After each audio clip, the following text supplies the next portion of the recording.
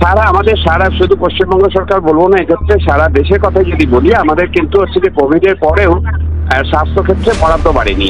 জিডিপির মাত্র ওই 1% কিছু বেশি, তার মধ্যেই ঘোরাফেরা করছে আমাদের স্বাস্থ্যক্ষেত্রে বরাদ্দ।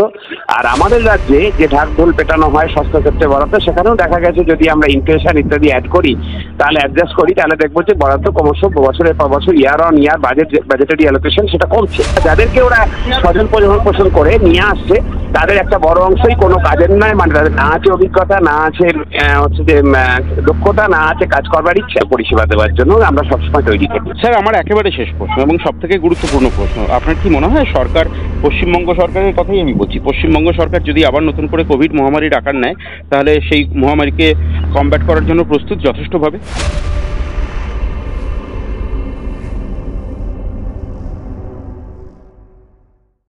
নমস্কার দর্শক, আপনারা দেখছেন কবির সৌরভের ইউটিউব চ্যানেল। আবার কি আতঙ্কের দিন ফিরে আসতে চলেছে? আমি কোভিড-19 কথা বলছি, করোনার কথা বলছি।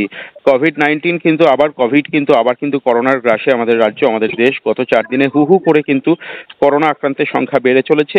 একদিনে 41 জন করোনা আক্রান্ত হয়েছে বলে সরকারি সূত্রে খবর, এবং আমাদের রাজ্যে ইতিমধ্যে একজনের মৃত্যু হয়েছে, তার যদিও কোমরবিডিটি ছিল, এবং 43 বছর বয়সী সেই ভদ্রমহিলা বিভিন্ন কোমরবিডিটি সহ তিনি কিন্তু করোনা আক্রান্ত হয়ে প্রয়াত হয়েছেন। এই বিষয়ে আমরা কথা বলে নেব ডক্টর সুবর্ণ গোস্বামীর সঙ্গে। স্যার, কি বলবেন এই মুহূর্তে করোনার আক্রমণ কতটা ভয়াবহ, কি পরিস্থিতি? সারা ভারতবর্ষের নিরিখে যে সংখ্যাটা দেখানো হচ্ছে, এখনো পর্যন্ত 1004 কেস হয়েছে। 140 কোটির দেশে 4000 কোভিড কেস। একদমই কিছু চিন্তার বিষয় হওয়ার কথা ছিল না যদি হচ্ছে যে টেস্ট যথেষ্ট হতো, এবং তারপরে আমরা বলতে পারতাম যে মাত্র 4000 কেস হয়েছে, পজিটিভ হয়েছে, বাকি সব নেগেটিভ। কিন্তু টেস্টের যেখানে অপতুলতা, টেস্টিং কিটের অপতুলতা আছে, বিশেষ করে আমাদের রাজ্যে যেখানে টেস্টিং ভীষণভাবে কম, এবং হচ্ছে যে এই ধরনের সিমটম, এই ধরনের উপসর্গ নিয়ে কোভিডের যে ধরনের উপসর্গ হয়, সেই ধরনের উপসর্গ ইনফ্লুয়েঞ্জা লাইক ইলনেস যেটাকে আমরা বলি, এবং কোনো ক্ষেত্রে সিভিয়ার অ্যাকিউট রেসপিরেটরি ইনফেকশন, তার যে উপসর্গ, অর্থাৎ শ্বাসকষ্ট নিয়ে মানুষ ভর্তি হচ্ছেন হাসপাতালে, যাদের ভর্তি করতে হচ্ছে, অক্সিজেন দিতে হচ্ছে বা নেবুলাইজ করতে হচ্ছে, এরকম একটা পরিস্থিতি, তাদের সকলের অন্তত কোভিড টেস্টটা করাটা জরুরি হাসপাতালে। বাইরে যদি নাও হয়, তাহলে হাসপাতালে আউটডোর বেসিসে যারা ইনফ্লুয়েঞ্জা লাইক ইলনেস নিয়ে আসছেন, তাদের একটা অংশ 10% হতে পারে, একটা সংখ্যা হতে পারে, আর যারা হচ্ছে ভর্তি হচ্ছে শ্বাসকষ্ট নিয়ে, তাদের প্রত্যেকের এইটা হচ্ছে যে এই প্রোটোকলটা ফলো করা উচিত। যে যখন কেরল, মহারাষ্ট্র এবং দিল্লিতে বাড়ছে, তখন আমরা আশা করেছিলাম যে আমাদের রাজ্যেও একই জিনিসটাইও হবে, কিন্তু আমাদের যে রাজ্যে নজরদারিতে জোর দিতে বলা হয়েছে। গতকাল স্বাস্থ্য দপ্তর একটু নড়েচড়ে বসে হচ্ছে জেলাগুলোকে বলেছে যে এই ইনফ্লুয়েঞ্জা লাইক ইলনেস কেস যেগুলো আউটডোরে আসে, জ্বর, সর্দি, মাথা ব্যথা এইসব নিয়ে, আর এছাড়া সিভিয়ার অ্যাকিউট রেসপিরেটরি ইনফেকশন, অর্থাৎ যেগুলো বললাম শ্বাসকষ্ট নিয়ে যাদের ভর্তি হতে হচ্ছে, তাদের অক্সিজেন বা নেবুলাইজার লাগছে, এইরকম কেস, এই দুটো আলাদা আলাদা করে নজরদারি, নিয়মিত রিপোর্টিং, ডেলি রিপোর্টিংয়ের যে সিস্টেম আছে, সেখানে এই দুটোতে জোর দিতে বলা হয়েছে। এখন এটা বড্ড দেরিতে, মানে আমি বুঝতে পারি না যে কেন আমাদের রাজ্যের হচ্ছে যে স্বাস্থ্য প্রশাসন এত দেরিতে চলে। এই মুহূর্তে জাস্ট ট্রেনগুলোর আমরা যা খবর পাচ্ছি, ওমিক্রনেরই হচ্ছে যে সাব স্ট্রেন যা খবর পাচ্ছি নতুন এসছে, কিন্তু সেইগুলো এলেও আমরা যেটা সেই ধরনের নতুন দুটো স্ট্রেন পাওয়া গেলেও মূলত যেগুলো পাওয়া যাচ্ছে সেটা কিন্তু পুরনো ZN1 স্ট্রেন।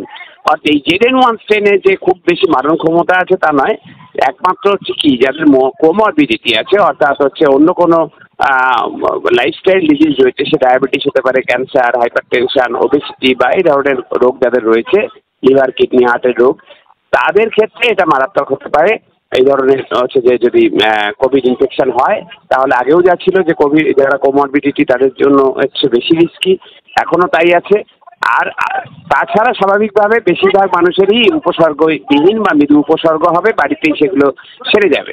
এমনি সাধারণ মানুষকে যেটা বলা যে এই মুহূর্তে আতঙ্কিত হওয়ার কিছু নেই, তবে সতর্ক থাকার সময় এসছে। বিশেষ করে বাইরে যারা যাচ্ছেন, বদ্ধ গণপরিবহন, এয়ার কন্ডিশন মেট্রো বা এয়ার কন্ডিশন বাস বা ইত্যাদি এই ধরনের বদ্ধ জায়গায় গেলে মাস্ক পরে যাওয়াটাই বাঞ্ছনীয়। তাতে শুধু কোভিড নয়, কোভিড সহ আরও বেশ কিছু শ্বাসনালীর সংক্রমণ জাতীয় যে সংক্রমণ ঘটায় এরকম যে জীবাণু, সেগুলোকে আটকে দেওয়া যায়। সারা বছরই আমাদের এই অভ্যেসটা করা দরকার। এছাড়া বদ্ধ জায়গা না থেকে যেখানে ওয়েল ভেন্টিলেটেড জায়গা, অর্থাৎ হচ্ছে বায়ু চলাচল ভালো হয়, এরকম জায়গাতে থাকতে সেটা ভালো। হাত ধোয়ার যে অভ্যেস কোভিডের সময় সকলে করেছিলেন, যে 8 মিনিট অর্থাৎ 30 সেকেন্ড ধরে দু হাতে কচলে 6টা স্টেপ মেনে হাত ধোয়া, বিশেষ করে নিজের নাকে মুখে চোখে হাত দেওয়ার আগে, সেই অভ্যেসটাকে আবার ফিরিয়ে আনতে হবে। অনেকেই সেই অভ্যেস ছেড়ে দিয়েছেন, ফিরিয়ে আনতে হবে। আর বিশেষত যেটা বলবো, যে যাদের জ্বর সর্দি কাশি গা হাত পা ব্যথা এইসব হচ্ছে, উপসর্গগুলো দেখা দিচ্ছে, তারা অন্তত দয়া করে মাস্ক পরবেন, যাতে হচ্ছে আপনি যখন রাস্তাঘাটে বেরোচ্ছেন তখন বা বাড়িতে থাকছেন তখন বাড়ির অন্য কাউকে বা রাস্তার অন্য কোনো সহনাগরিককে আপনি ইনফেক্ট করে না ফেলেন। এটা কিন্তু সামাজিক দায়বদ্ধতা, এইটা হচ্ছে করতে হবে। আবার কি স্যানিটাইজার ব্যবহার করার প্রয়োজন দেখা দিচ্ছে স্যার? স্যানিটাইজারের খুব বেশি রোল থাকে না, বলে হচ্ছে যে আমরা সবসময়ই বলি সাবান, যদি জল এবং সাবান হচ্ছে যে সহজলভ্য হয় তাহলে সেটাই, মানে যদি পাওয়া যায়, অ্যাভেলেবেল হয়, তাহলে সেটাতেই ভরসা করতে। না পাওয়া গেলে স্যানিটাইজার তো ব্যবহার করা যেতেই পারে। অনেকেই করেন, আমি দেখেছি সারা বছরই করেন। যারা করেন, ছেড়ে দিয়েছেন অভ্যেস, তারা আবার নতুন করে অভ্যেস করতে পারে। এর আগে স্যার দেখতে পেয়েছি বয়স্ক এবং শিশুদের ক্ষেত্রে বিশেষ সতর্কতা নিতে, এবারে কি সেরকম কোনো পরিস্থিতি দেখা দিচ্ছে? কোভিড বলে নয়, যে কোনো ইনফেকশাস ডিজিজ যখন আমরা বলি তখন হচ্ছে যে যারা দুর্বল অংশ, অর্থাৎ হচ্ছে শিশু, প্রেগন্যান্ট মহিলা, হচ্ছে যে বয়স্ক মানুষ এবং যাদের কোমরবিডিটি আছে, যারা যেগুলো আগে বললাম আমি, এই ক্ষেত্রে ইনফেকশাস ডিজিজগুলো বেশি মারাত্মক হয়। ফলে হচ্ছে যে এই অংশগুলোকে বাড়তি সতর্কতা দিয়ে রাখতে হবে। তবে এই শিশুদের কিন্তু কোভিডে আমরা সবকটা ভেবেই দেখেছি যে একটা বাড়তি প্রোটেকশন, ন্যাচারাল প্রোটেকশন আছে। শিশুদের যদি আমরা মৃত্যু হার, যেটুকু সরকারি তথ্য বেরিয়েছে পৃথিবীর বিভিন্ন দেশে, যারা আমাদের দেশের মতো বা আমাদের রাজ্যের মতো তথ্য চেপে দেয়নি, এইরকম যে দেশগুলোতে যেখানে সারপ্লাস ডেট দেখে আমাদের ভাবতে হয়নি যে হচ্ছে যে কোভিডে সরকার বলেছিল এই মারা গেছে, আর দেখা গেছে তার হয়তো 30 গুণ বেশি মারা গেছে বা 10 গুণ 20 গুণ বেশি মারা গেছে। কিন্তু যেসব দেশগুলোর যেটা ভরসাযোগ্য, সেই সব দেশে ডেটা অ্যানালাইজ করে দেখা গেছে যে শিশু যাতে বলি আমরা, অর্থাৎ হচ্ছে যে 15 বছরের নিচ অবধি, তাদের মধ্যে মৃত্যু হার কিন্তু তুলনামূলকভাবে ওয়ার্কিং এজ গ্রুপের থেকে কম। অর্থাৎ শিশুদের একটা পরবর্তীকালে অনেক গবেষণাতেও বেরিয়েছে, শিশুদের শরীরের শারীরবৃত্তীয় যে গঠন, তা থেকে বেশ কিছু উপাদান রয়েছে যেগুলো হচ্ছে কোভিডের ক্ষেত্রে কোভিড থেকে তাদের রক্ষা করে। ফলে হচ্ছে যে শিশুদের নিয়ে অমূলক ভয় পাবার কিছু নেই। স্যার আর দুটো মাত্র প্রশ্ন করব। গতবার যখন কোভিডের মহামারী দেখা দিয়েছিল তখন আপনি স্বাস্থ্য দপ্তরের গুরুত্বপূর্ণ দায়িত্ব ছিলেন, ডেপুটি সিএম ছিলেন, এবং সেই সময় আপনি মানে মডেল একটা সেট করেছিলেন, আপনি বিশেষ গুরুত্বপূর্ণ ভূমিকা পালন করেছিলেন। আপনার জেলা সম্ভবত মডেল জেলা হয়েছিল। এবারে আপনি সেরকম কোনো দায়িত্বের জায়গায় নেই, কি বলবেন? মানে আপনি কি সরকারের কাছে নিজে থেকে কোনো আবেদন করবেন বিশেষ দায়িত্ব পালনের জন্য? না, কোভিডকে ঢাল করে আমার নতুন করে আবেদন কিছু করার নেই। কারণ হচ্ছে যে এই সরকার, তারা অগ্রাধিকার তাদের ঠিক করে নিয়েছে। তারা হচ্ছে যে যারা দুর্বৃত্ত তাদেরকে তারা আড়াল করবেন, এবং যারা কাজ করতে চান কিন্তু তার পাশাপাশি সততার সঙ্গে কাজ করতে চান, দুর্নীতির বিরুদ্ধে কথা বলেন, তাদেরকে তারা নানানভাবে সাহায্য করবেন। ফলে হচ্ছে যে আমরা যে আন্দোলন হচ্ছে যে করে আসছি, যে দুর্নীতির যে প্রতিবাদ করে আসছি, ভবিষ্যৎ প্রজন্মের জন্য যে ভূমিকা পালন করে এসেছি, তার জন্য আমি নিজে গর্বিত। এবং হচ্ছে যে এই বদলিকে আমি সেই জন্যই পুরস্কার হিসাবে, তার লড়াইয়ের স্বীকৃতি হিসাবে দেখেছি। ফলে কোভিডকে ঢাল করে নতুন করে বলার কিছু নেই। সরকার যদি মনে করে তাহলে, কারণ হচ্ছে এই সরকারেরই হচ্ছে যে এই পূর্বতন প্রশাসনে যারা ছিলেন, তখন এই স্বাস্থ্য সচিব, এই স্বাস্থ্য অধিকর্তা তারা ছিলেন না, তারা অন্য যারা ছিলেন, তারা কিন্তু নিজেরা এসে আলিপুরদুয়ার জেলায় আমি যখন ডেপুটি ছিলাম, কোভিডের নোডাল অফিসার ছিলাম, তখন এসে দেখে সরেজমিনে খতিয়ে দেখে তারা বলে গেছিলেন যে এটাই আমাদের মডেল জেলা, এবং হচ্ছে যে এটাই আমরা এই কাজগুলোই অন্য জেলাতে রেপ্লিকেট করা হয়েছিল। এবং হচ্ছে যে WHO থেকে এসেও তার ভূয়সী প্রশংসা করা হয়েছিল আমাদের জেলায় যে কাজকর্ম করেছি। এবার যদি সরকার দেখুন, সরকারের তো কথা জনগণের স্বার্থ দেখা, আমার স্বার্থ দেখতে হবে না। জনগণের স্বার্থে আমায় যদি কোথাও কাজে লাগাবে মনে করে, আমি হচ্ছে যে সেখানে সঙ্গে সঙ্গে যাব। কারণ হচ্ছে যে মানুষের কাজ করবার জন্যই আমরা এসেছি, আমরা মানুষের কর্মচারী। সরকার যদি ভাবে যে কোনো 1 জন 2 জন 4 জন নেতা বা আমলা দাসানুদাস আমরা ভুল করছে, তারা, আমরা আসলে জনগণের সেবক। ফলে জনগণের সেবক হিসেবে ভূমিকা পালন যে কোনো প্রয়োজনে, সে অতিমারী অবস্থায় হোক, মহামারী অবস্থায় হোক, বা শীতল যে কোনো একটা পরিস্থিতির সময় হোক, স্বাভাবিক রুটিন পরিষেবা দেওয়ার জন্য আমরা সবসময় তৈরি থাকি। স্যার আমার একেবারে শেষ প্রশ্ন এবং সবথেকে গুরুত্বপূর্ণ প্রশ্ন, আপনার কি মনে হয় সরকার, পশ্চিমবঙ্গ সরকারের কথাই আমি বলছি, পশ্চিমবঙ্গ সরকার যদি আবার নতুন করে কোভিড মহামারীর আকার নেয়, তাহলে সেই মহামারীকে কমব্যাট করার জন্য প্রস্তুত যথেষ্টভাবে?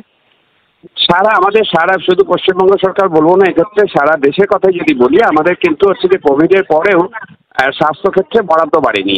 জিডিপির মাত্র ওই 1% কিছু বেশি, তার মধ্যেই ঘোরাফেরা করছে আমাদের স্বাস্থ্যক্ষেত্রে বরাদ্দ।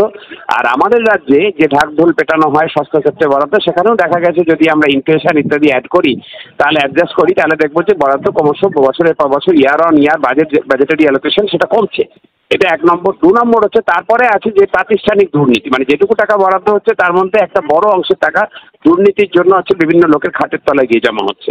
ফলে হচ্ছে যে এই অবস্থাতে দাঁড়িয়ে, এবং সবচেয়ে বড় কথা সরকারের যে নীতি সেটা হচ্ছে যে জনস্বার্থ দেখা, জনগণের স্বাস্থ্য দেখা, হচ্ছে যে সেটার জন্য যারা কর্মী বাহিনী তাদের পারফরমেন্স দেখা, এইটাতে আবদ্ধ না থেকে সরকারের যারা আমলা রয়েছেন তারা কাজ করছেন হচ্ছে রাজনৈতিক প্রভুদের ইশারাতে।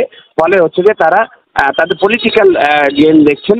ফলে হচ্ছে যে তারা যারা কাজের মানে কাজ করতে পারেন, তারা যাদের অভিজ্ঞতা আছে, যাদের জ্ঞান আছে, যাদের মেধা আছে, যাদের হচ্ছে যে দক্ষতা আছে, তাদেরকে ওরা না, কিন্তু তারা যদি হচ্ছে যে ওদের অসংবাদ না হয়, দুর্নীতির বিরুদ্ধে কথা বলে, তাহলে তাদেরকে দূরে বদলি করে ফেলে রেখে দিচ্ছে, কাজের জায়গায় না দিয়ে। আর যাদেরকে ওরা স্বজন পোষণ করে নিয়ে আসছে তাদের একটা বড় অংশই কোনো কাজের নয়, মানে তাদের না আছে অভিজ্ঞতা, না আছে হচ্ছে যে দক্ষতা, না আছে কাজ করবার ইচ্ছা।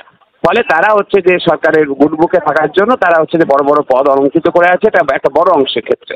ফলে এই ধরনের একটা প্রশাসন, তারা হচ্ছে যে যদি এক তো পরিকাঠামোর অপতুলতা রয়েছে, ওষুধপত্রের অপতুলতা, যেটুকু ওষুধ আছে জাল ওষুধের একটা বড় বিষয় আছে, এবং তারপরে এই কর্মী বাহিনীকে ব্যবহার করার ক্ষেত্রে এই যে রাজনৈতিক প্রতিহিংসার হচ্ছে নীতি দিয়ে চলা, এই সামগ্রিকভাবে আমার যথেষ্ট সন্দেহ আছে যে কোভিড যদি আবার কোভিড কেন যে কোনো ধরনের অতিমারি বা মহামারী পরিস্থিতি, এই যে কোভিডের থেকেও এখন তো আরো খারাপ অবস্থা হচ্ছে ডেঙ্গু। এই বছরের এই জুন মাস পড়েছে সবে, এর মধ্যে ডেঙ্গু যা অবস্থা নিয়েছে, ডেঙ্গু আবার বিরাট মহামারী মানে হিসেবে দেখা দেবে আমাদের রাজ্যে এবারে। ফলে হচ্ছে যে কোভিড হোক, ডেঙ্গু হোক, বা অন্য যে কোনো হচ্ছে যে জনস্বাস্থ্যের জরুরি অবস্থা তৈরি হোক, আমাদের এই বর্তমান প্রশাসন সেটাকে মোকাবিলা করবার জন্য তারা না নীতিগত দিক দিয়ে, না তার নৈতিক দিক দিয়ে, না আর্থিক দিক দিয়ে, না পরিকাঠামোগত দিক দিয়ে, না লোকবলের দিক দিয়ে, কোনো দিকেই তারা ওয়েল ইকুইপড।